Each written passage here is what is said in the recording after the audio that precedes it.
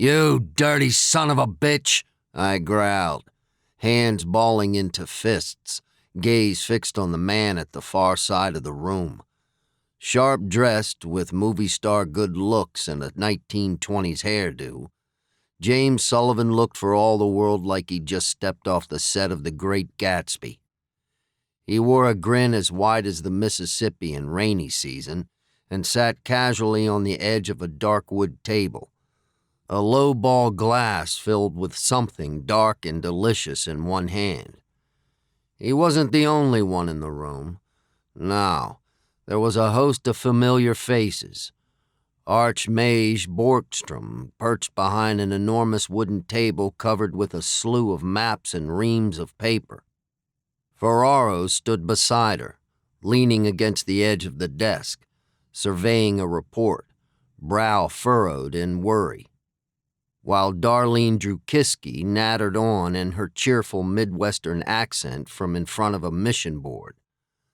The board was decorated with glossy photos and strands of colored twine, running from everywhere to everywhere in a haphazard maze of tenuous connections. Greg was there, a scowl of disapproval adorning his face.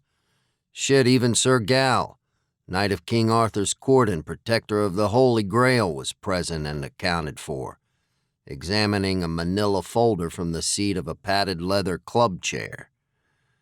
After spending months and months stalking the nightmarish hellscape of pandemonium, with only ass-ugly Levi for company, seeing all of those friendly faces should have been a balm for my weary demon-infested soul, but they weren't. Nope. Only one face mattered, and that face stood out like a neon sign in a pitch-black alleyway.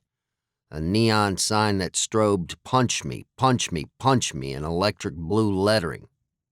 My mind flashed back, and in an instant I could feel sharp, cold steel pressed against my throat while James whispered in my ear, "I'm sorry it's come to this, but I'm afraid I can't let you do this, old sport." A cloud of inky dark crows fluttered through my mind, swooping down in a whirlwind of sharp beaks and beady black eyes, resolving into a woman with long blonde hair resting on lovely pale shoulders poking out above an elegant dress red as freshly spilled blood. The Morrigan, though occupying the body of Elia Levchenko. The grin adorning James's face faltered and faded into a thin line of horror as his eyes landed on me. "Yancy," he said. The words sounded strangled in his throat.